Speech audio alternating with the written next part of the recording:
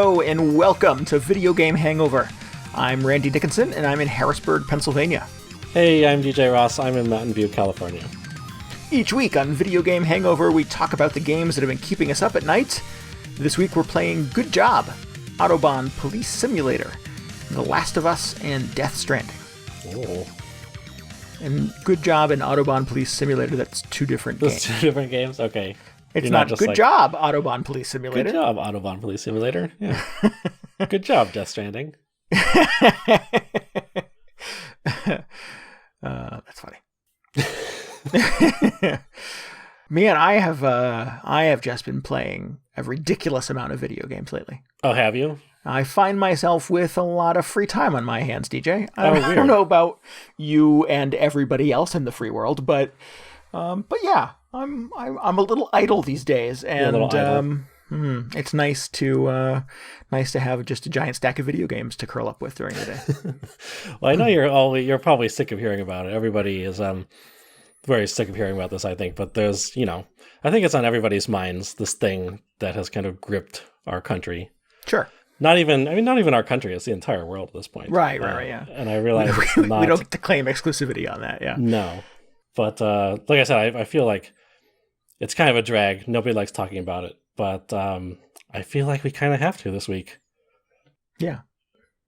Bunny Day. It's here. It's terrible. It is terrible, yeah. It's not what I thought you were talking about, but yeah. Oh, no? Yeah. What did you think I was talking about? No. It is. Don't answer Bunny Day just takes a bad situation and makes it worse. Right. So Bunny Day, the first seasonal event in Animal Crossing New Horizons. Mm-hmm. I don't know. I don't really know where this is going other than just misery, because it's kind of a drag, like I was saying. Yep. Yeah. It has taken this thing that I've enjoyed, that has been my respite, my escape from the BS in the real world, Animal Crossing, and turn it into a thing that I kind of don't want to spend any time with right now. Just an onslaught of eggs from land, air, and sea, really, just from everywhere. Just coming chocolate out of eggs rocks, everywhere. Yep. falling out of trees. Neighbors running up to you going, Randy, here's something you could make out of those eggs. Yeah, it's really changed the I don't know, the whole mood of the game. Yeah. And we were already talking about, like, whenever this was, that there are just so many balloon presents now, like more than there used to be. Yes, it is ironic that like a day after you and I recorded the show where I complained about just how frequently those balloons flew over our town and how infrequent they used to be in previous Animal Crossing games. Now it just seems like there's like 7 or 8 every 10 minutes. Yeah, it was just like, hey, what if there are even more? Yep. And the noise they make, man, I hear in my sleep now because I run around the town and anytime I hear something even remotely like, which is the sound of a balloon carrying a present into your town, I'm on full alert. I'm like, oh my God, I got to get the slingshot out, got to find out where it's coming from. And now instead of dropping, fun and useful and unusual presents, it's just chocolate eggs falling out of the sky. Just more eggs. Yeah. Yeah. It's gotten to the point where, like, sometimes I'll just leave the game running because, I'll step away for a minute or I'm just taking a break. Yeah. Doing other stuff. And if I do that now, I have to, like, run inside somewhere because otherwise, inevitably, there will just be a balloon going by and I'll hear it and, like, have a panic attack or something. Feel compelled to run back to your Switch, yeah. Yeah. Yeah. What we're referring to, and I promise we will keep it short, is the Easter celebration, which is referred to as Bunny Day in Animal Crossing. Yeah. Keep it nice and, agnostic. Right, yeah. It is, 12 days long this year, where in the past it had just been kind of a one-day affair. And it is a collectathon. There are 22 recipes, I believe, that you can craft out of chocolate eggs, which are hidden poorly all over your town. They're in the trees, they're in the rocks. You go to fish, you think you're fishing out a fish out of the water, and nope, it's a chocolate egg. And as DJ mentioned, they are falling out of the sky as well. So if you're trying to sort of find real resources to build useful things, if you're trying to just play the game normally, yeah, you need some wood, you need some iron, you need some stone to craft other useful things. Those resources now are being frequently replaced by chocolate eggs, and it's stupid annoying. Yeah, it's a little annoying. Yep. I was very curious how they were going to handle these seasonal events. Let us hope this is not an indicator of how all of them are going to be handled in the future. Yeah, so previously when they used to all be just one day, or maybe some of them lasted longer, I don't remember. But even just the one day felt like it was kind of a grind. It was like, oh, it's Bunny Day or Christmas or whatever they call it in Animal Crossing. And inevitably, Toy Day. Yep. There would be some special thing in town that day that you needed to collect a lot of. Yeah. In order to get all the rewards, which would then go away in 24 hours if you didn't collect all of them. So there was, kind of that feeling of, the FOMO. You're not going to get these items for a year if you miss out on them now. Right. Which was already very stressful and kind of counter to the entire attitude of the game. Right. And you would think that by stretching that out over 2 weeks, that would be a huge load off your mind. Just like, I don't have to rush through this all in one day. I can continue to just play this on my own terms on a very low pace schedule. But no, that's not what I've found. It's, I don't know. Now it's just like a very stressful 2 weeks instead of 24 hours at the end of all this. Right. Well, because you can't make progress with the other things like your sort of daily life in Animal Crossing, because there's no escaping Bunny Day. It is just ever present. Mm-hmm. And the internet has not been happy about it. Our Animal Crossing Discord has not been happy about it. We have complained roundly about Bunny Day. Plus, there's that creepy rabbit. Yeah, actually, I haven't noticed him around lately. Is he only there? He only shows up on the first and the last day. Oh, well, that's good. Yes, yeah. So he is, It's a giant bunny, which would not be out of place in Animal Crossing, but it's a different character, an unknown character wearing a bunny suit. So he's got a giant zipper down the back, which is where his name Zipper T Bunny comes from. He looks exactly like the Silent Hill 3 rabbit, which is the worst. He definitely has like a villain from Saw kind of vibe to him. He's a little off-putting. He's got dead eyes, and One of our contributors in Discord, one of our participants in our Discord, mentioned that if you sort of move without kind of outside of his bubble, if you get a few feet away from him, he stops hopping around and kind of like huffs and puffs like he's getting exhausted from pretending to be the Easter Bunny. And I'm like, well, that's kind of clever, actually, but it's also a little creepy. It's good. Yeah, it's a little unsettling. Yep. It's like, have you seen I Think You Should Leave? Oh, the TV show. No, I've not seen that. Yeah. Oh, okay. No, I don't want to give it away then. But there's like a suited mascot on that show, which is just like, oh, what is it supposed to do? Why is it acting like that? Yeah. But yeah, it's weird. I think it's, doesn't exactly bode well for future Animal Crossing seasonal events, but maybe they will, make some adjustments to whatever they had planned. It sounds like they already made some adjustment to this event. Yeah, I was actually playing. Excuse me. I was playing last night, and I got an alert that was like, "It's time for maintenance. You should wrap this up." And I was like, "What maintenance?" Maintenance. I got this little banner across the top of my screen as I was playing at like 2 a.m. And it said, "Time for maintenance. Almost time for maintenance. You should wrap up." So I saved, not wanting to lose anything. Came back this morning, and Polygon, Kotaku, those guys had posted overnight that Animal Crossing had gotten its 4th patch in 10 days. Yeah. That actually slowed down some of the insanity of Bunny Day. It turned off kind of some of the crazy repeat occurrences of chocolate eggs in your town to take some of the insanity out of it. And playing it today, I did notice that, yes, it's a little less pervasive. There's far fewer things flying over the town. As I was, doing some cleanup, cutting down trees, whacking rocks with the edge of a shovel. For the last couple of days, you would have gotten 3 or 4 eggs and maybe one little stone or a piece of iron nugget. And now it's maybe 1 egg to 4 or 5 iron nuggets or whatever. So definitely, I think there is a balancing thing that Nintendo is trying to get right. And again, kudos to them for being kind of on top of the feedback from the player base on this and tweaking it midstream. Yeah. I've been very impressed by all the updates they've kind of been secretly pushing out. They haven't been anything huge. Although I think one of them was to just add the Bunny Day stuff in the first place. Right.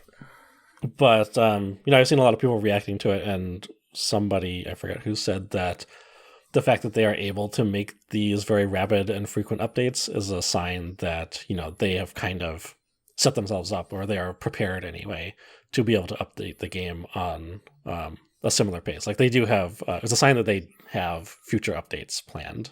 Right. And treating the game more like a service and less like a product that you ship and forget about.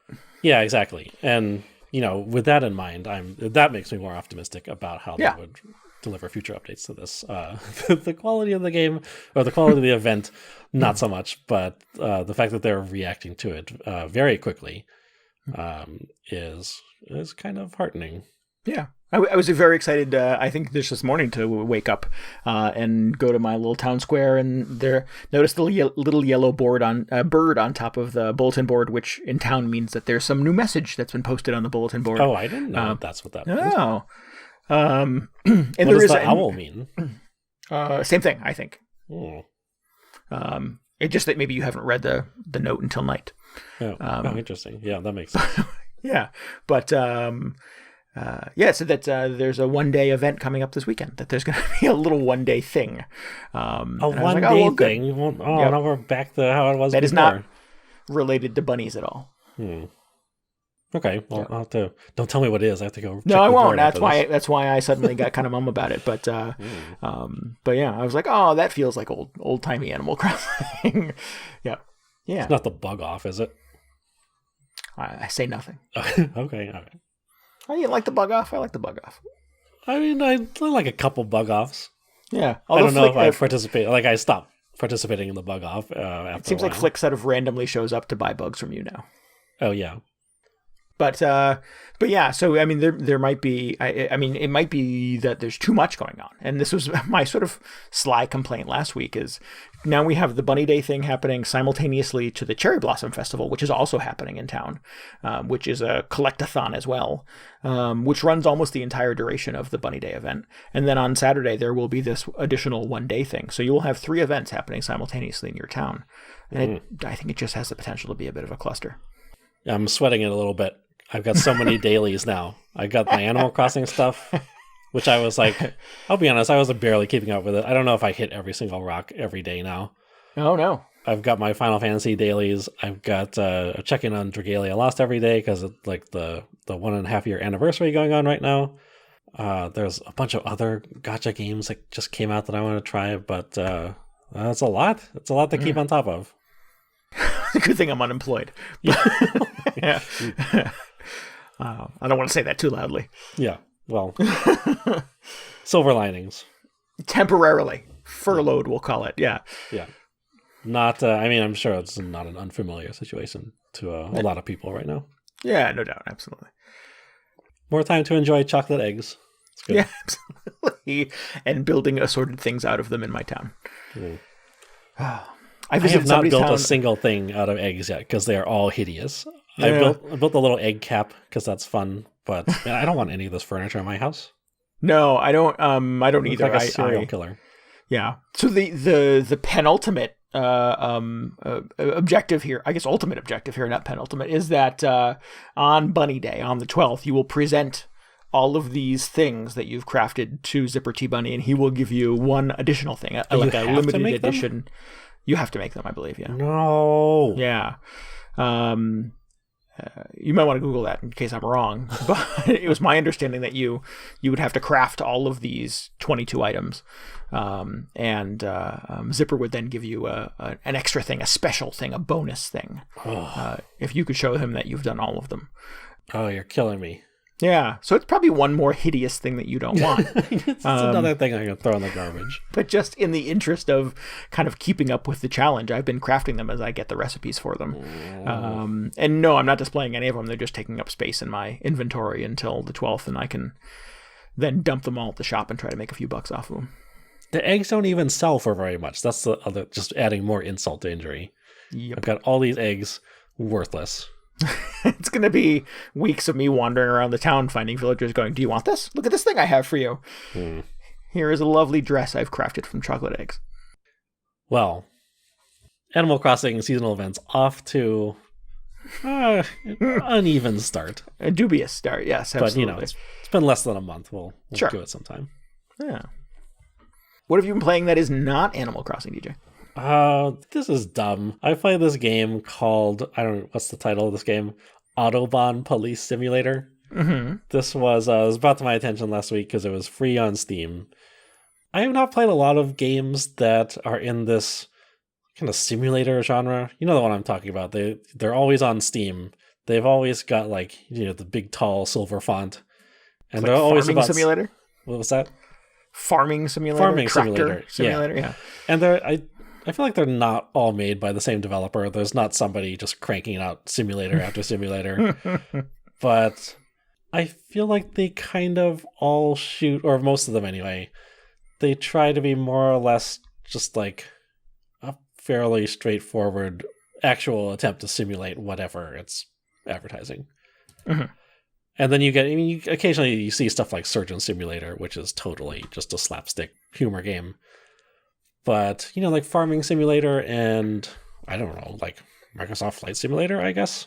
Mm-hmm. All these other things, like Euro Truck Simulator, are, attempt to replicate the experience of what it would be like to be a truck driver or somebody who operates farm machinery or something like that. And I think Autobahn Police Simulator is a little more in that vein than something like Surgeon Simulator. So are these like the games, one of the ones I'm thinking of, where like you run an amusement park or you run a hospital, like those kind of simulators? Not exactly. So in this one, you're actually like a police officer and driving a police car on the highway, the Autobahn. Oh, gotcha. Okay, so they're not, because those are sims in the sense of... Yeah, not like a sim simulator. Got it. Okay. Is there a SimCity simulator? Sim theme park simulator? I don't know. There should be. Somebody's got to work on that. But anyway, so I've never really played one of these. I don't really know what to expect. I mean, I kind of have an idea of what to expect. And this one was free, so I thought now is the time. Plus, it had horrible reviews on Steam, so I thought even better. If I'm like not into it, at least there will be some kind of I don't know. It's free, but at least it's terrible. Yeah. Maybe I will be able to ironically enjoy this game, right? So I started it up. And first of all, so I read some of the Steam reviews. And most of them complained about the controls being terrible, which is unfortunate because I feel like, driving games have mostly been figured out at this point. Yeah. There ought to be some, I don't know how it works, like a Unity library that says hey, I'm making a driving game, just load in a bunch of driving controls and some cars or something. But who knows? Game development is a mystery. I loaded this up, and you start out as a police officer just in the parking lot of a police station in Germany, I assume, because it's on the Autobahn. And first of all, the controls are all... I went to look up the controls, and they all showed the keyboard mappings, but I was playing it with a controller because I figured that might be a little more comfortable for driving a car around. And none of the controls are really labeled for a controller, so all the controls are just a mystery starting this out. Oh, so I'm in the parking lot. I'm walking around. I go up to my police cruiser or whatever they call them over there, and I'm just kind of fiddling with the controller for a little bit. I figure out how to open the door and get in after more effort than you would expect. But so I'm in the car and I'm just pushing random buttons trying to get out onto the highway. Accidentally turn the siren and the lights on, and I can't figure out how to turn them off. So I think I just restarted the game at that point. Eventually, after finding the magical combination of buttons, I got my car, I turned it on, released the parking brake, and I'm just driving down the highway. It immediately burst into flames. Not exactly. No. It's not the greatest controls in a driving game, I guess, but they're fine. I can deal with them. And I start, it starts popping up instructions like, so if you're like out on patrol, you need to set your radio to whatever this status is, and it gives you a bunch of radio codes. So I thought, oh wow, this is actually a little more, kind of involved, or I don't know, a little more involved than I was expecting. Yeah. Well, you'd expect if it's a simulator, it would be detailed, right? Yeah. Well, I was kind of excited when this popped up because I thought, oh, that's something I've never really had to do in a game before. That does feel a little more towards the simulation end of things. Like maybe that's what actual police officers do. I mean, it sounds like it, right? Sounds right, reasonable. Sure. So I look up this thing with it's got 5 different officer status settings on it, and I'm not really sure which one to pick. So luckily, I think it just starts you off on the one you want to be on. It's like you're a car on patrol and you're ready to accept incoming assignments. Mm-hmm. And it gives me one, which is to just, my objective for the day is to just make 3 traffic stops and inspect 3 vehicles. So I'm like, well, that's fine. First day on the job, reasonable. And then after some turmoil, since I'm having difficulty figuring out what controls do what, I managed to pull up behind another car and kind of signal him to pull over to the side. He doesn't really pull over to the side right away, so I'm just like, what do I do now? Do I put the siren on? Do I engage in a high-speed chase? The very first car out of the gate in this game, I don't really know how it's supposed to work. But as I'm trying to figure this out, he eventually takes an off-ramp and pulls over onto a parking lot. So it's like, oh, okay, that's a relief. So I get on my car, I go over, and you get this whole menu of just kind of traffic stop things you can ask him. Like, let me see your license and registration, or whatever it is in Germany. It's like the German equivalents. So I do that, and then you're supposed to do an axle check and make sure he has safety equipment in the trunk and first aid supplies, and there's this whole list of stuff to do. That is surprisingly detailed. Yeah. Got to ask him if they've been drinking recently or taking any drugs, which I felt that seemed a little unprompted. They weren't swerving in and out of traffic or anything, so. Right. Seems a little presumptuous. You didn't have reason to believe that was the case. Yeah. I don't know how the laws work over there. They call it. Yep. Yeah. Seems weird that you just be like, so, doing any, casual drugs this afternoon? I don't know. Why? What do you need? Wait. Sorry, you see the badge. But for the most part, it goes all right. He doesn't have his registration, so I'm just trying to think. After you've done all these questions, they give you the option to okay, so what do? Do you arrest him? You give him a fine? You just give him a warning? I was like, no registration. That could be, I don't know how it works. Is that a warning? Is that a fine? What do you think? No registration? That would be a fine. That would be, you're supposed to, I think if you drive without a registration in the US, you get arrested. Yeah, well, so I was like, it didn't sound like an arrest to me. So I gave him a fine, and it turned out that was the correct answer. So I thought, okay, I'm doing it. I'm a police officer. Yeah. So I get back in my car, let this guy go. And you're a police officer on the Autobahn. Yeah, well, that's the key. Not just any police officer in Germany. So you're not pulling people over for speeding? No. No, that's true. So I get back in the car. I got to do 2 more of these stops. And I'm just thinking, all right, I hope this next guy has just got a trunk full of drugs or something. It's going to get real out of hand. As I eventually find somebody else, pull him over. And it's the same kind of deal. They don't have the registration. Or maybe I think this one did. They had all their paperwork.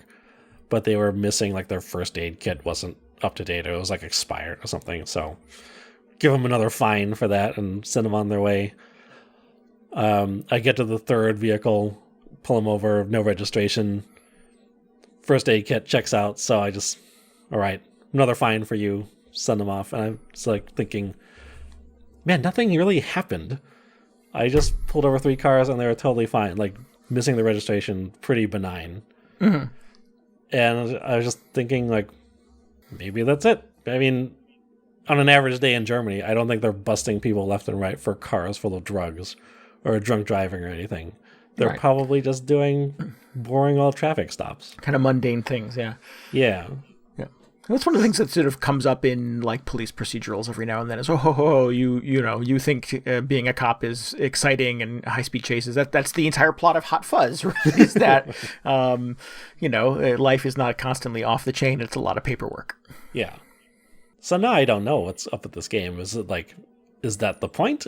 Do I have misplaced expectations, just expecting there to be high-speed chases left and right in this game? Sure. Not everything is Bad Boys, right? Yeah. I mean, I imagine if I'm playing a farming simulator, it's going to be just typical farm stuff. I don't even know how that could get out of hand. Like somebody fell into the thresher again. That's not good. You found a mysterious underground bunker on your property. Yeah, exactly. Yeah. That would be real weird. That would just happen all the time. So yeah, I didn't play it for very much longer. It just I was kind of nodding off in the middle of it actually, because I was just like, oh, check the left tire, check the right tire. Okay, we'll go back around to the back, check those tires. It wasn't the most mind-blowing game I ever played. Mm-hmm. Plus the controls weren't great, but it was an experience. I'm not really sure what to expect. Like if that's sort of par for the course for all these games now. Maybe Surgeon Simulator is more of my thing.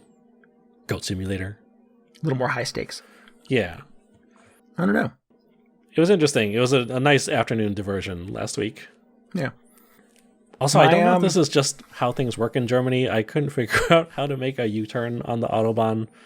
Basically, whenever they would send me a car to track down and they were going in the opposite direction from me, I would have to take the longest possible, like find an off-ramp somewhere and do this whole, take multiple exits and entrances back on so I can get in the right direction. But and meanwhile, they're somewhere confusing. Way down the road in France. Yeah, because they're going like 200 miles an hour or something. They've driven so far that they're in another video game. Yeah. 200 kilometers. 200 kilometers an hour, yeah. Is that a lot? I don't know. It's a big number. It sounds like it's pretty fast.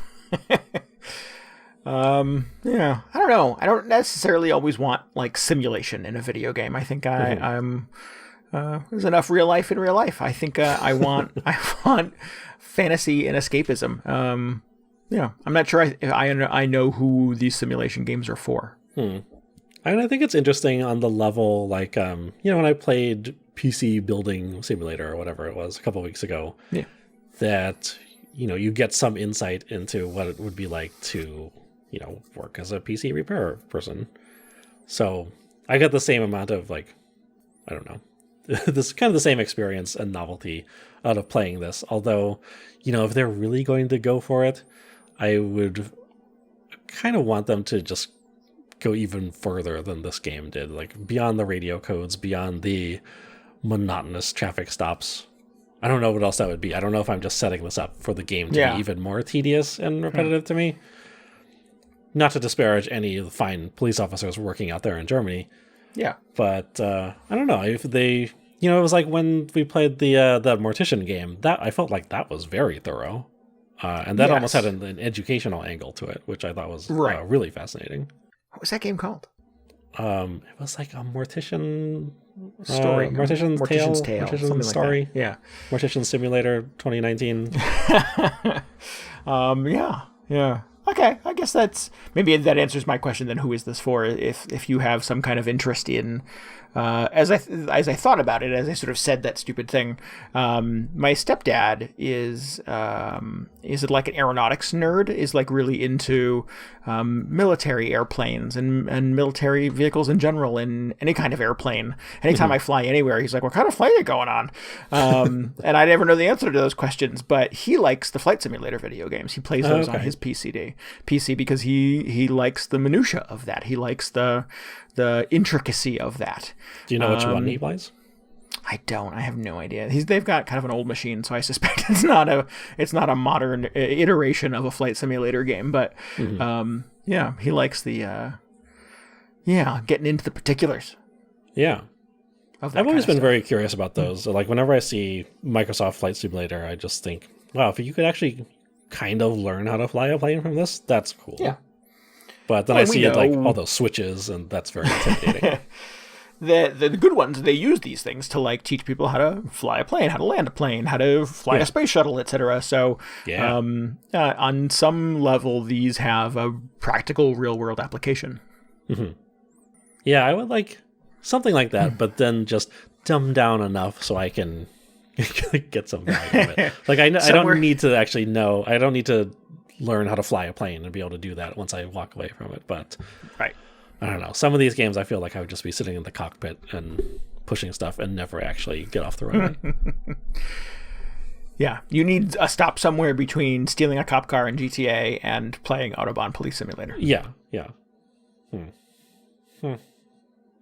Anyway, interesting experience. Yeah, I don't know there is, in fact, there's Autobahn Police Simulator 2 out at this very moment. I'm not sure what that offers beyond this original one, but I don't know. It's been an interesting couple weeks for weird simulation games.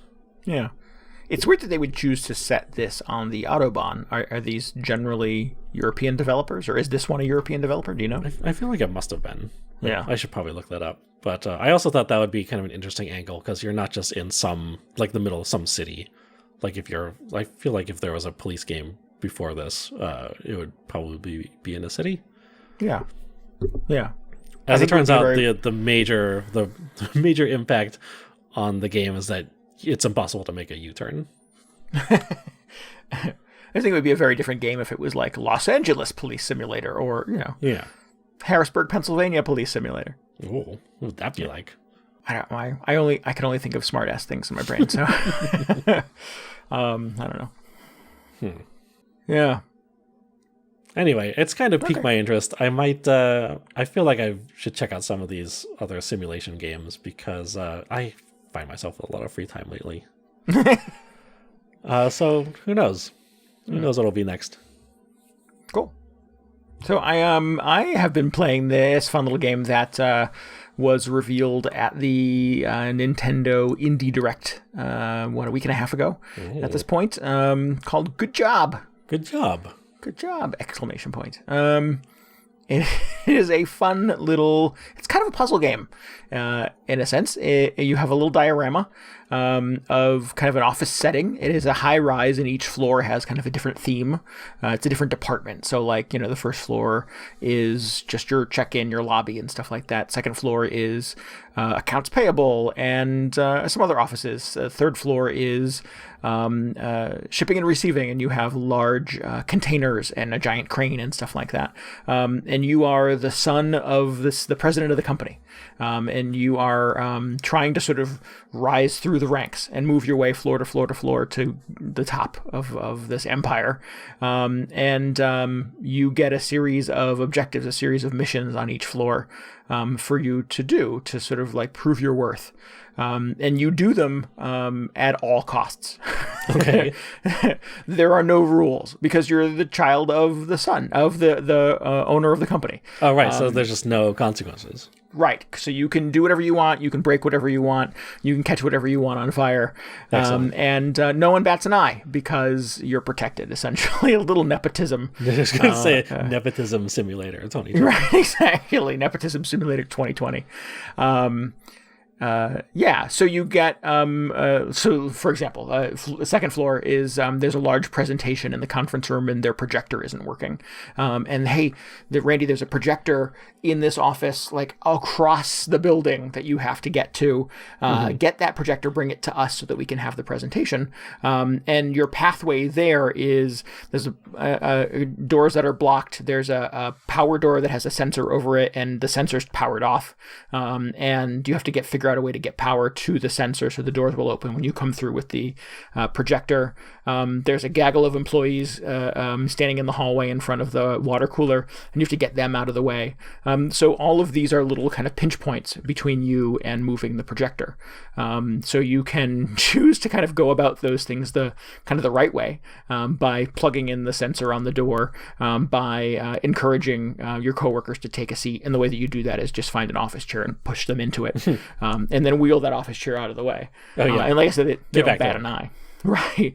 Or you could take the creative approach by taking two electrical cords and tying them together like a bungee, backing up the projector against the bungee and letting it go and letting it launch projectile style across the office, through walls, over desks, running over coworkers and employees. And the game allows you to do all of these things. So each floor, each little puzzle and objective gives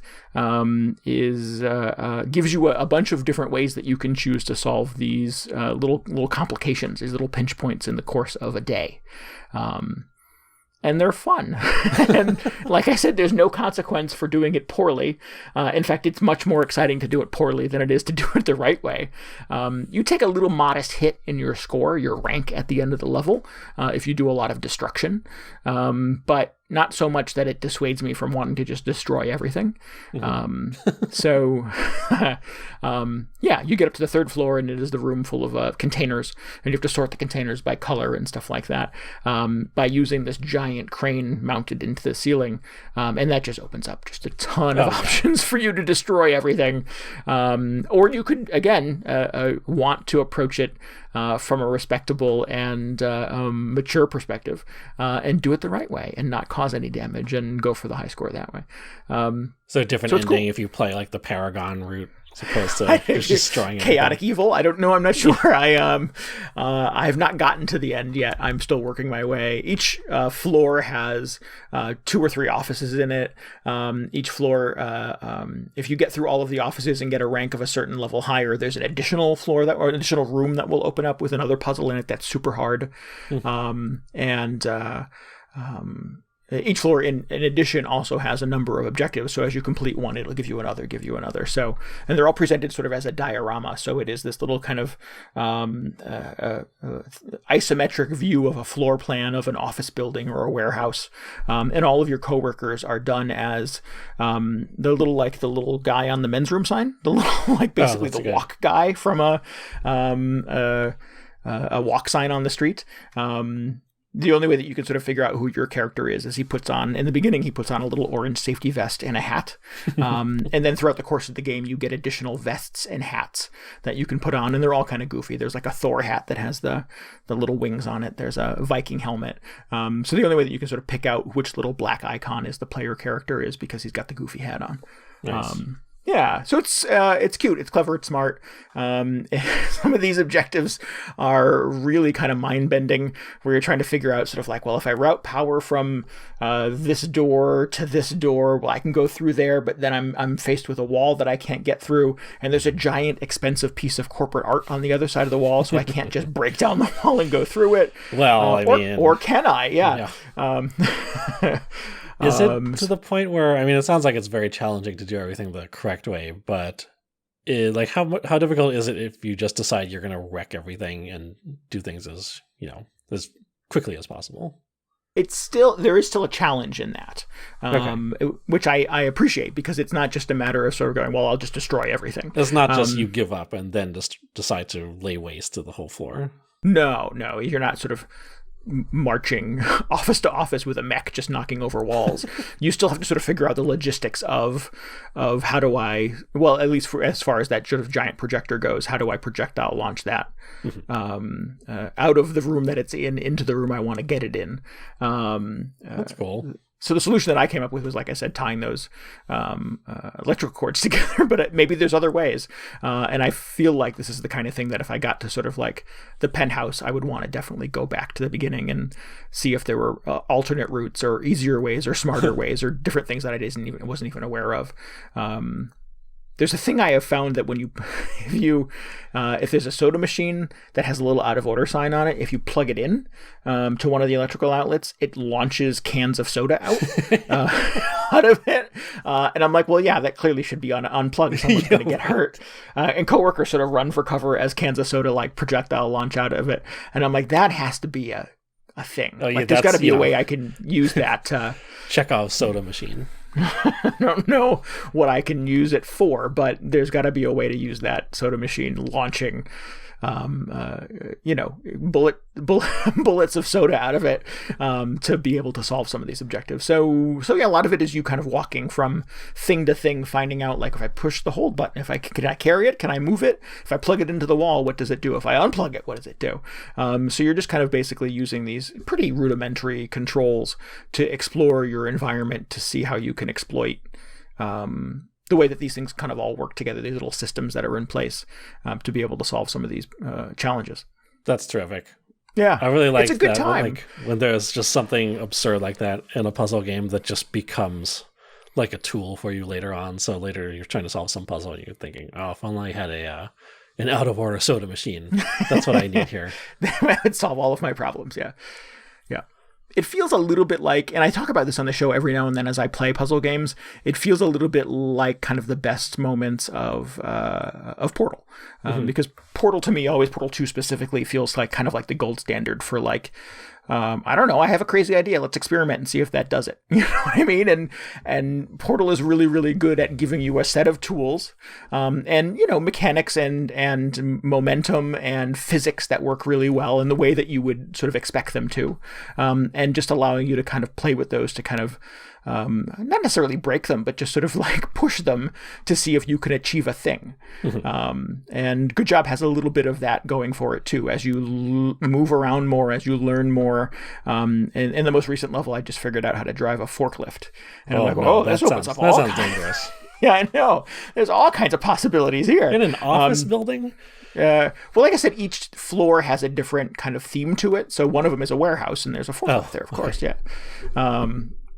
But yeah, it is this really like a sandbox almost, where here's a bunch of fun tools for you to kind of exploit and play with, and you should see if you can use those to your advantage or to the disadvantage of your coworkers to try to solve some objectives.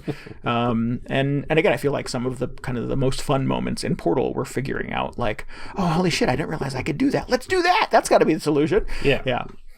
It's even better when it actually is a solution, not just some insane thing. You're just like, oh, this must be it. Or if it's not the solution, but it's just some fun thing that you stumbled upon, right? Yeah. Let's see how far we can launch this goo. Right. Well, you and I have co-opted Portal games, Portal 2 specifically, together. And I think there were puzzles sometimes that we were so stumped on that like we would like go to YouTube and see what the solution is. Come on. We never went to YouTube. Never. And sometimes the thing that we were doing to solve a puzzle was not the thing that the person who made the YouTube video did. And it makes you feel like a bit of a genius for a moment because you're like, I thought of a thing you didn't think of. I think I love that. I love that in a game. And Good Job feels like it scratches that itch. Nice. Well, that sounds fun. That makes me think of, what is it? Bridge Constructor? Polybridge, one of those bridge building games. Yeah. Incidentally, one of those had the Portal crossover. It had a Portal expansion. Yeah, that was a ton of fun. Yeah, but it's like as far as I know, those games are more like the means don't really matter as long as you get the car to the other side of the river at the end. So if the bridge completely collapses, well, that's all right. Right.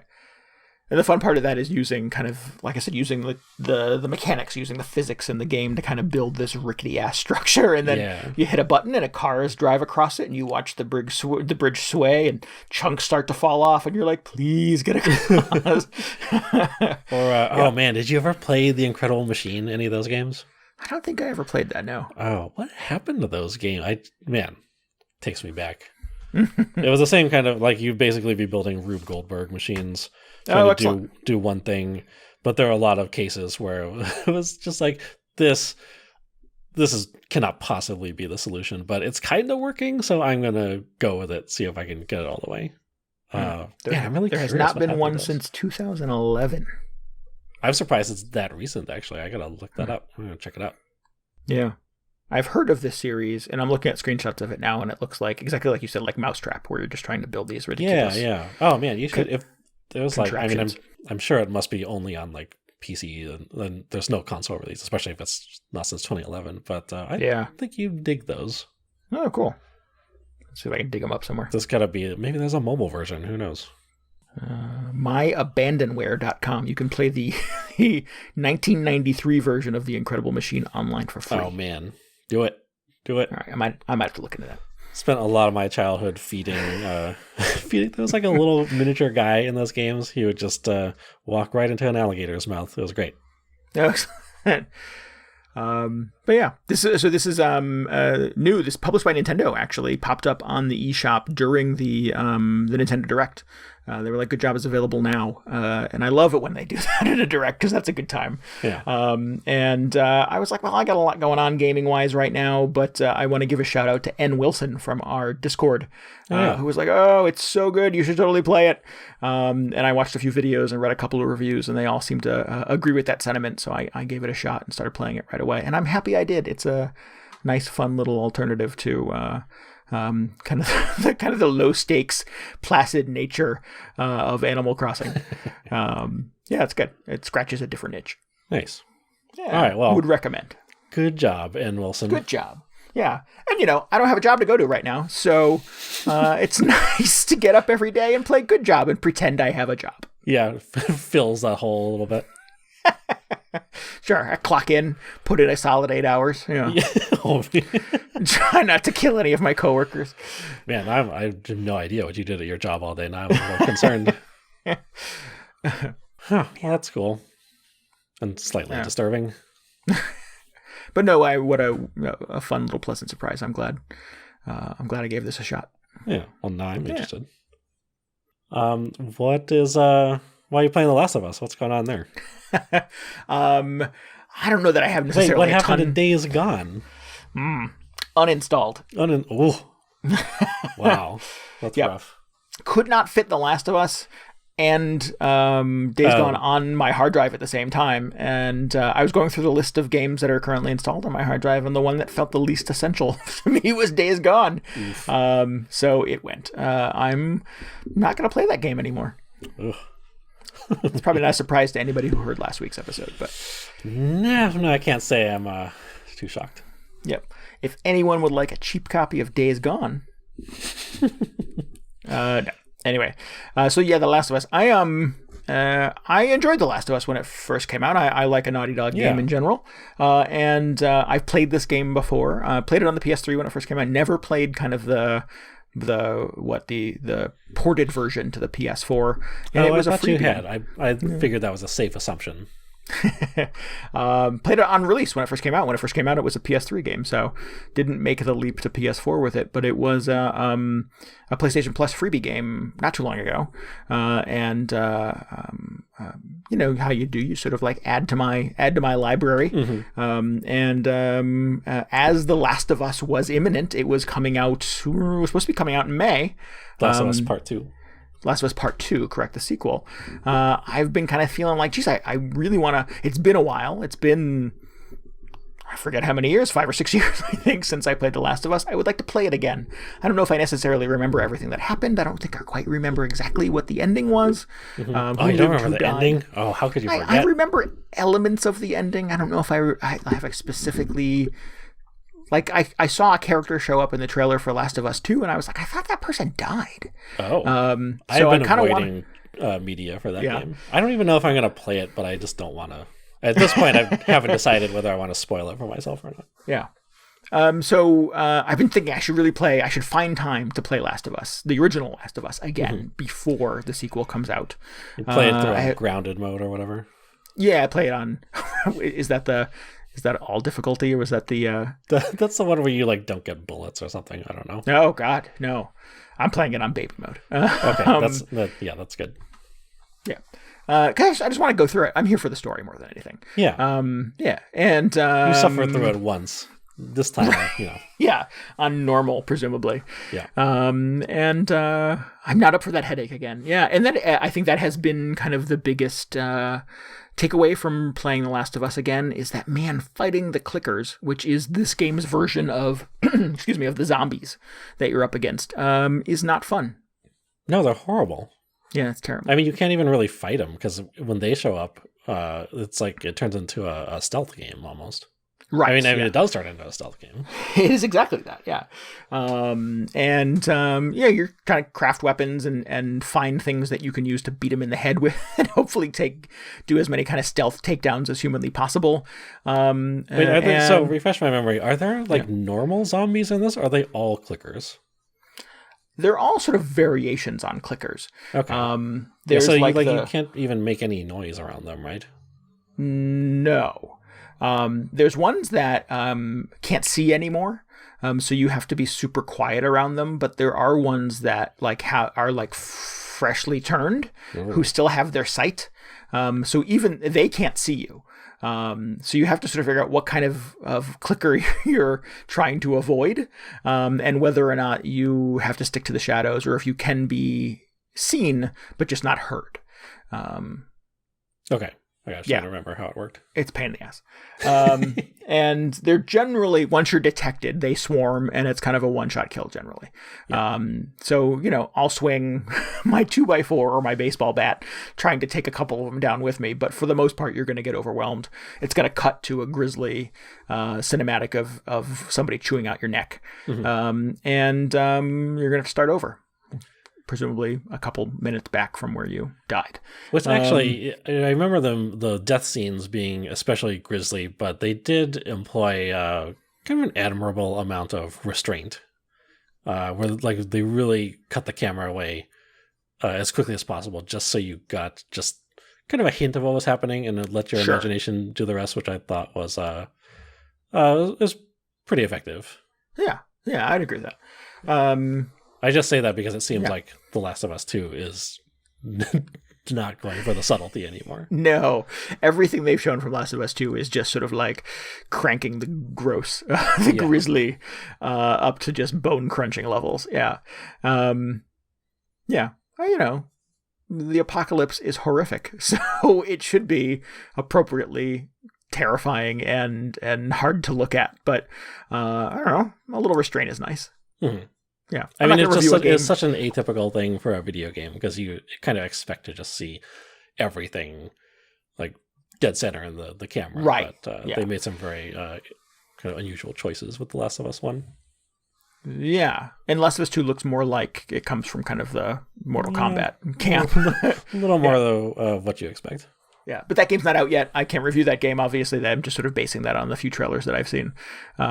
But yeah, Last of Us, I was having a really good time with it, just sort of reminding me of like the things that I like, and this character, and this thing that happened. I forgot about that. And there were just a few kind of little moments in the first hour and a half or so before you really even kind of get out of the city, and start encountering little kind of encampments of the little zombie characters, where I was like, I remember why I really like this game, and what I really admired about it is these memorable characters and these interesting things happening, and the stealth mechanics are fun when you're up against humans, and they're just sort of acting stupid.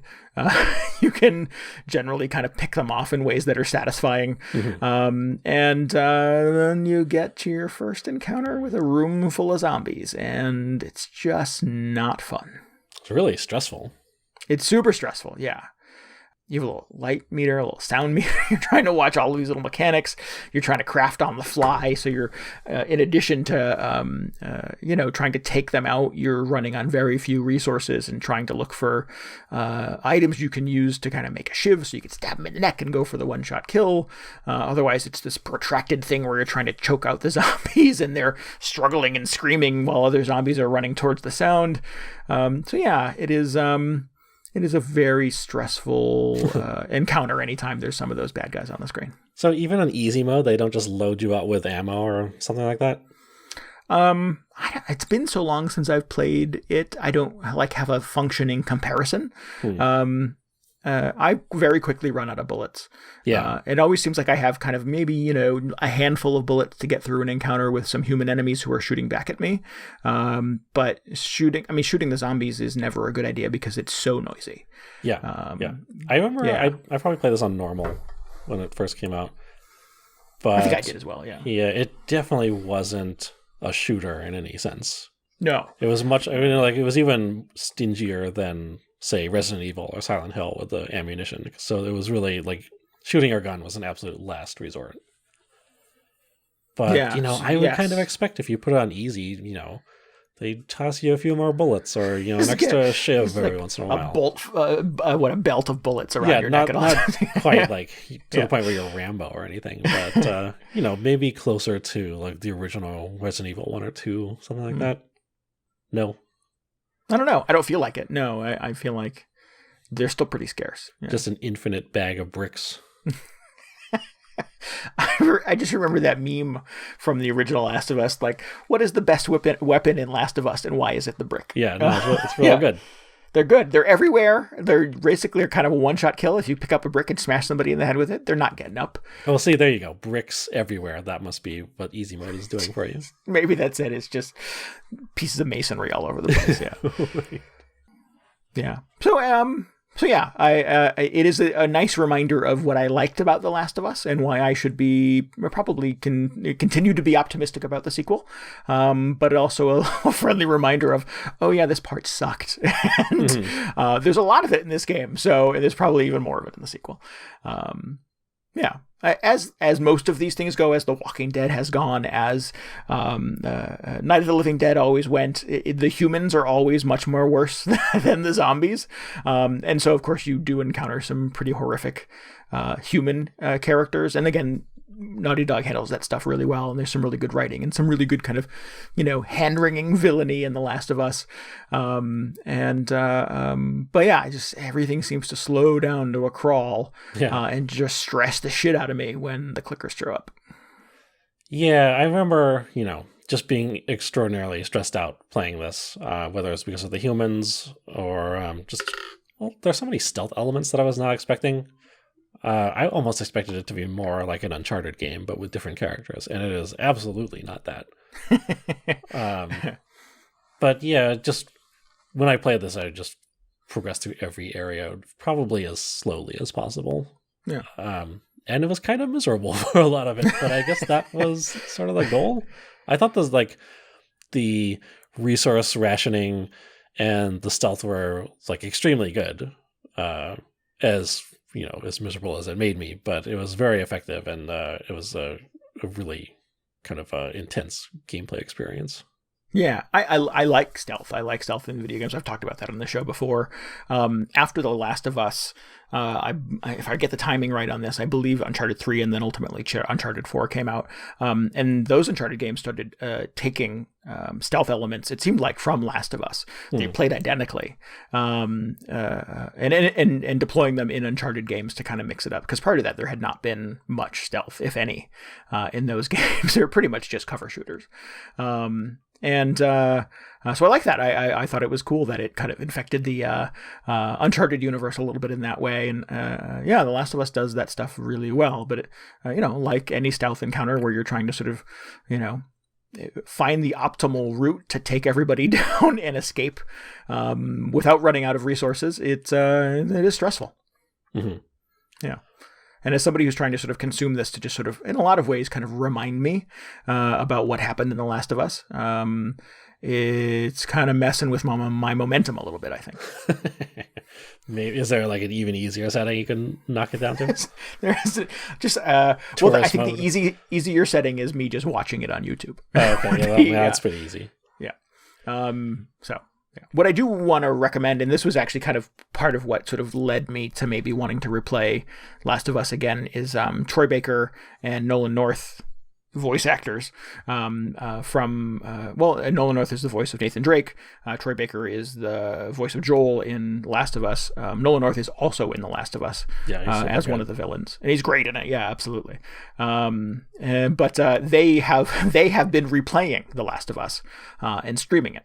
And the two of them are, I think, good buddies and a lot of fun together. And they're having a really good time with it. And I've been watching little chunks of that, little clips of that. And I'm like, oh, one, I would like to be their friend. Two, I would like to play The Last of Us again, I think. So it has led me to this place where I'm playing Last of Us again. Cool. Although now it seems there's no need to rush because Last of Us 2 is not coming out anytime soon. Oh, yeah. Who knows what's going on with it now? Yeah, that's a big bummer. But I really like The Last of Us. I felt like it made so many just genuinely surprising decisions that, like you said, whether it's the gore, the violence, and not showing all of it, not showing as much as possible, that is you don't really see in a video game. I thought the story was very surprising. Yeah. And made some very bold choices. Oh, absolutely. Man, the ending still sticks to me. Yeah. But I just, I've talked about this before. I don't know if I want to play The Last of Us 2. I don't know if it's because it just looks very grisly. Yeah. I don't. Maybe you would just like somebody to tell you about The Last of Us 2. Yeah, but I kind of want to experience it, right? Yeah. I feel like at this point, if I did play it, I would probably play it on easy, just because I don't really want to deal with the zombies again. Yeah, you don't need that headache, right? Yeah, but also I don't want to see them ripping people up on screen. That's not important to me at this point. And it sounds like, Last of Us 1 was very bleak. Last of Us 2 seems even bleaker. I don't know if that's what I need right now. The situation really has not improved. Yeah. Yeah, I'm not... I don't think it's because of, any like real world parallels or anything. Yeah. But it's just, I like my entertainment to be a little more cheerful. I don't know. Maybe whenever it comes out, things will have changed, or maybe it will have been long enough where I'm in the mood or something like that. Yeah, that's fair. Yeah. So yeah, Last of Us. I agree with it. Yeah, I think it does a lot of things that are very surprising. I think there's a lot of complexity to it, just from a characterization standpoint, in that, it doesn't sort of break it down into good guys and bad guys in a lot of ways. There are people who are extremely bad, and there are people who are bad in a way that is, in this reality, kind of socially acceptable, right? You're just trying to survive. You're just trying to eke out an existence in the apocalypse at the end of the world. And you go through it thinking, these are the characters that I can align myself behind, whose motivations seem honest, right? Or rational. And even they make choices sometimes that, and I'm trying to be coy here, obviously, for the folks that have not played The Last of Us, that are pretty dubious. And I remember some of those things. I've not encountered them in the replay yet, but I remember this one guy showed up and he did a thing, and I was like, I thought he was a good guy, but maybe he's not such a good guy, or maybe he's just trying to stay alive at the end of the world. Yeah, and I think that's kind of one of the things that maybe, apocalypse fiction, zombie fiction, when it's done well, does well, is that the goalpost moves, right? For what makes you an honest person, for what makes you a good person at the end of the world. And I think The Last of Us captures that really well in its characters. Yeah. Yeah, I was really impressed by, I don't know, I've never really watched The Walking Dead or anything, but they really did a great job of bringing out that just bizarre and unfamiliar atmosphere of the world that they were now living in. Yeah. Well, it's a very different take on zombies as well. So it's not your standard, are they runners or are they shamblers? It's a whole I was just different, thinking, humans are scattered and society is kind of broken down, and that's sort of take on it. Yeah, that stuff is familiar, right? Yeah. So yeah, I'm gonna stick with it. Probably at a snail's pace. There's no rush. Like I said, I'm not up against a May release date anymore to get through it. Probably for the better. I don't know how much I would be sort of desperate to play both of these kind of bleak experiences back to back. Yeah, I'd like whenever I replay something like that in preparation for something else, I find it's good. So you finish it up, ideally more than 24 hours before the new thing comes out, so you're not just have a little breathing room in between. Yeah. But no, it's good, and it is I seldom replay video games like this. I've not had a lot of opportunity to kind of go back to big things. I feel like there's so many new games. Why would I replay a thing that I've already played? So that is a unique experience too. Yeah, cool. Yeah. You kind of made me want to replay it myself, or at least watch Nolan North and Troy White play it. Yeah. If you have no, and I say this for you, DJ, obviously, and for our listeners, that if you have no kind of aspiration to play it on your own, if you have no aspiration to even play The Last of Us, which I suppose is probably a pretty real thing, then maybe watching Nolan North and Troy Baker play it is a fun way to do it. Mm-hmm. I'm sure they at least bring some levity to just the grim stuff happening in the game. A little later, yeah. So I heard on the internet that you beat Death Stranding. Oh, you gave it away. That's fine. Well, I didn't know we were holding that back. I apologize. No, it's true. I finished Death Stranding this weekend. Yay. I'm pretty sure I did, actually, because I feel like I watched the credits roll 3 separate times. So hopefully there's not a fourth set out there that I just haven't run into yet. But it pretty definitively ended. So it can be done. It ends at some point, and I did it. I'm free now. What will you do with all of your free time now? Well, yeah. I don't know. I'll play Last of Us again. Yeah. So I'm just going to preface this. This might get a little spoilery. Is that all right? it's all right for me. I think it's a fair warning for our listeners that if you're sensitive to that kind of thing, maybe. Okay, so not like maybe major spoilers or anything, okay. But I will be vaguely describing stuff that happens during the ending. Again, not like specific plot details, but just I'll keep it kind of general. But if you want to be completely unspoiled, if you are somehow still also playing this game, then you can skip ahead. Yeah. So I got to the end, and I felt like the way people have been describing this game since the beginning have just been completely accurate. I've just been completely unsurprised by this game from start to finish, because if you remember back to, I forget when this came out, October, November, people would say it starts out real slow with a bunch of incomprehensible cutscenes, and then you do a lot of walking, which is kind of tedious, and then it gets real cool for a while, and then it gets bad again at the end. And I had not heard the swing around at the end. Oh, you haven't heard that? Okay. Yeah. No. I remember you and much of the internet agreeing that if you just get past the first 10 hours, there's a fun game there in the middle. Yeah. But I didn't know that it kind of fell apart at the end again. No, I suspect that's because not a lot of people get to the end. Yeah, I mean, it turns out it's a long game. But no, after having completed it, I can say that pretty much tracks 100%. It's slow at the start, and then it gets cool, and then at the end, it just turns into... I 100% expected this without even hearing all these other people's accounts, but it's just like 2 to 3 hours of Hideo Kojima cutscenes. They don't make any sense because he's just been making up this absurd sci-fi story the entire time, but it is just a complete plot dump at the end, to the point where after a certain while, it's like Norman Reedus. He's just sitting on the ground while other characters show up and explain the plot to him. It's like, okay, this is kind of what I imagined. I didn't think it would be quite this upfront about everything, but sure, we're just in it now, and might as well see it through to the end. So it's a little lazy.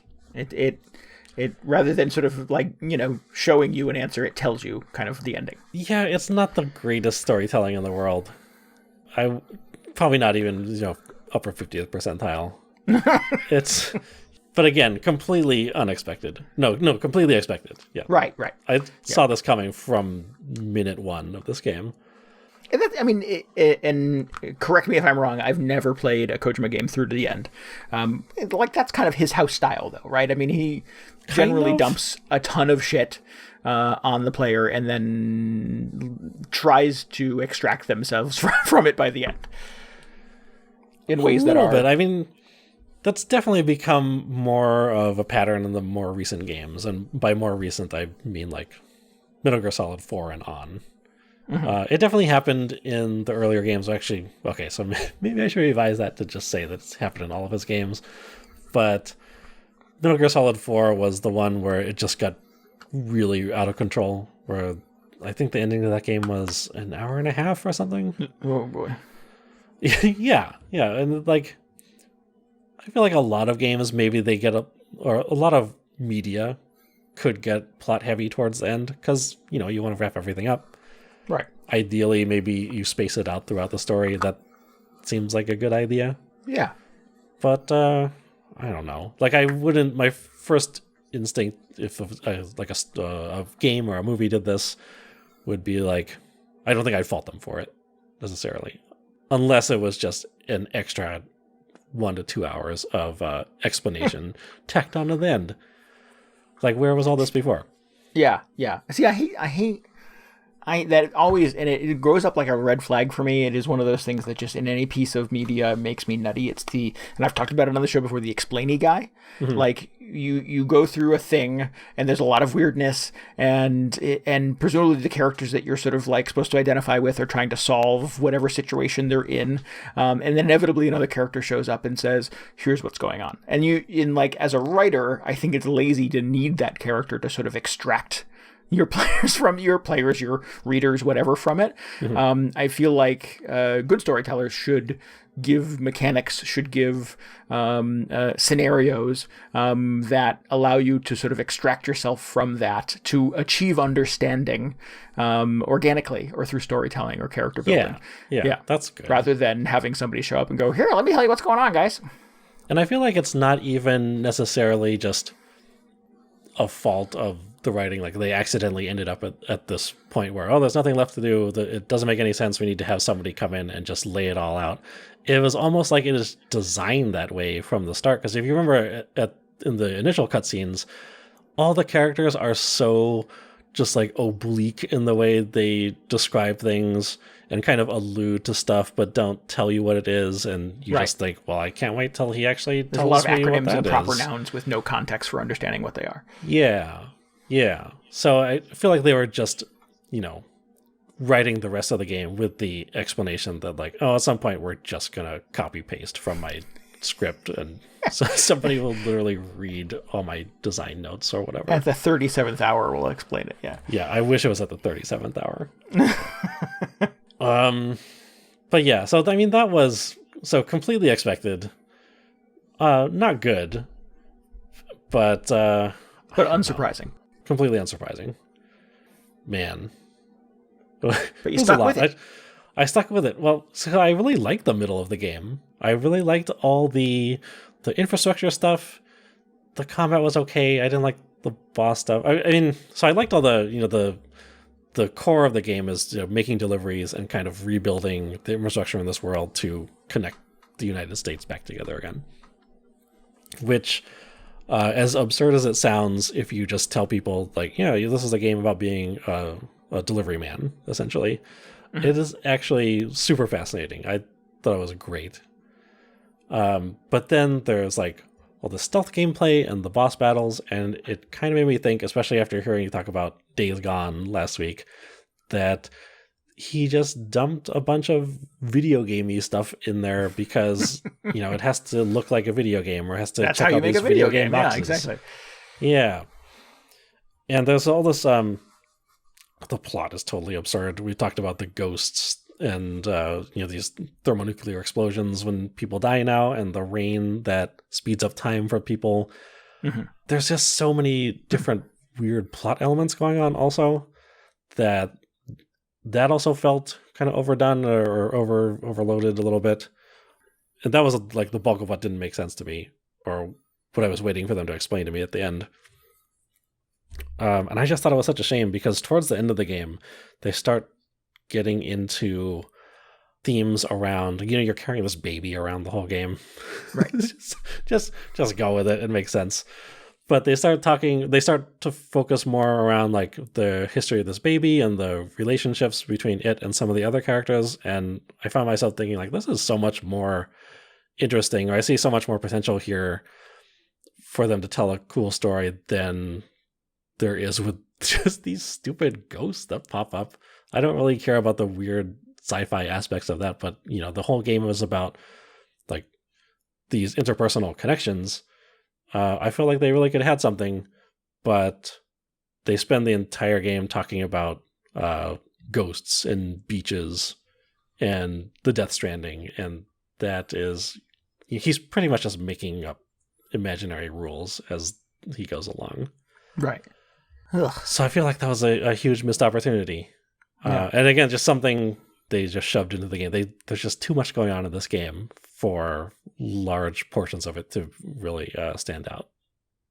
In fact, there was like during the end, after you finished if you defeated the last boss and everything is kind of wrapping up, there are a few sequences that are just kind of like quiet and meditative that I thought, man, if this was at the end of like a better video game or a better story anyway, that had characters that I was actually invested in, I might be like tearing up a little bit here, because it was, I could see that this has the potential to be very poignant. It's a nice moment.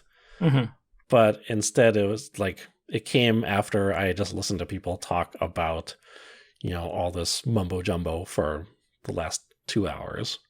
So, I wish all that stuff came at the end of a different video game.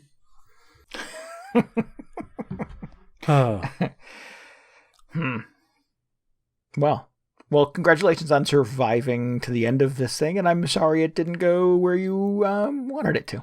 I mean, it's fine because I was expecting all the like I never had any hopes for the story really after the first couple hours. Like this is not a I'm very disappointed kind of review, but no, I mean I think there were all these takes at the beginning after this had just come out where people are like, all the stuff in Death Stranding is the worst and the story is the worst, the characters are the worst, and I hate walking everywhere. Game of the year, 5 stars, just because of some other weird aspect that really resonated with people.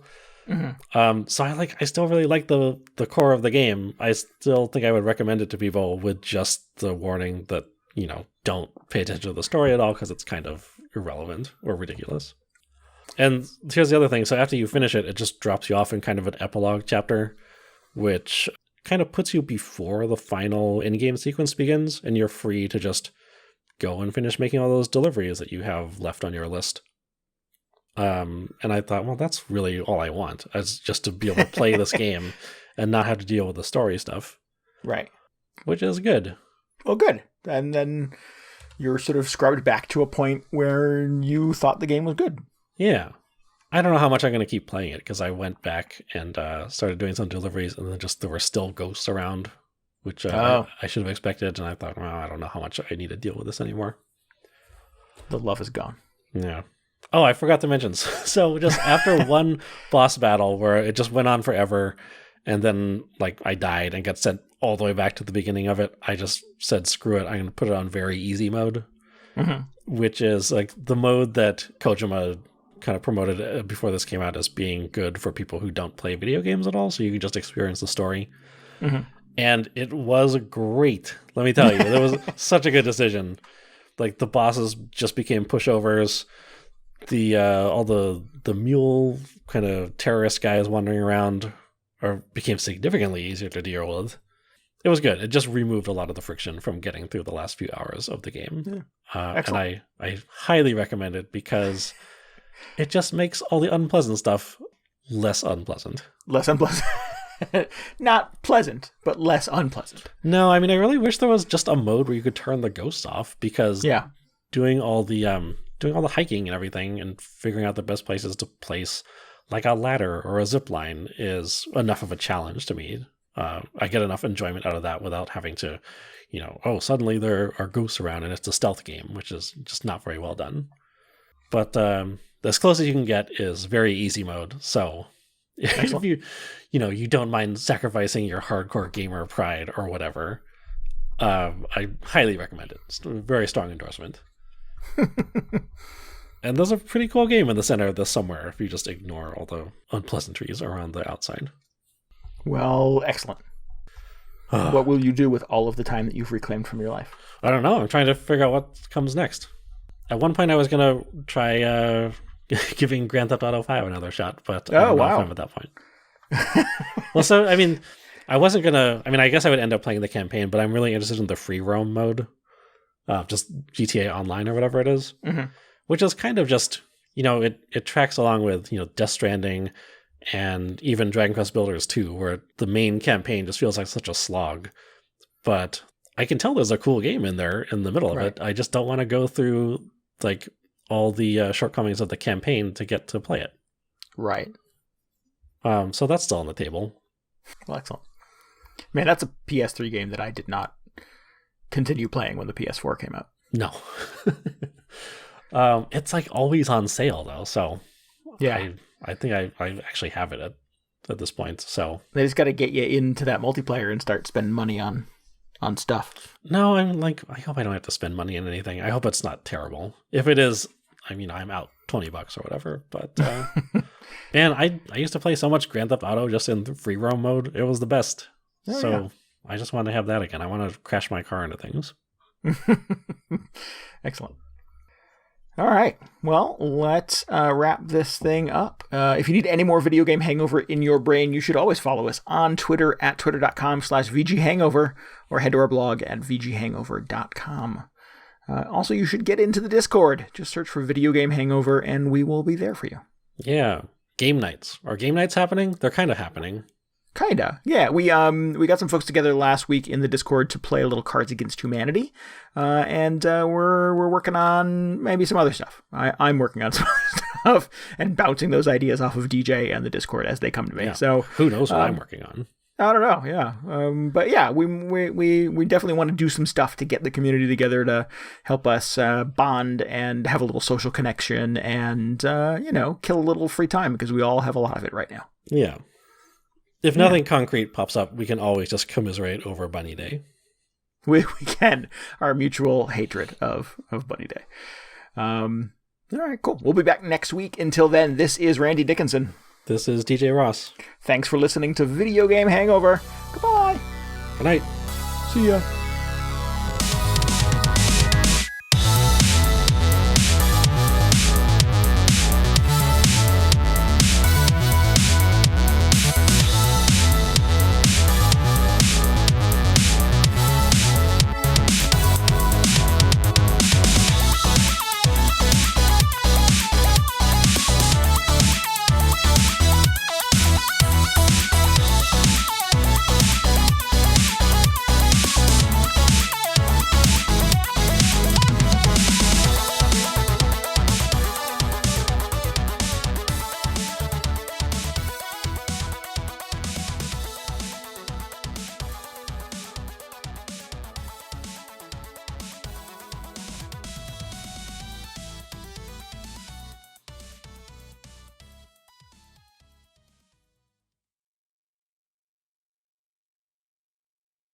I feel like we forgot something.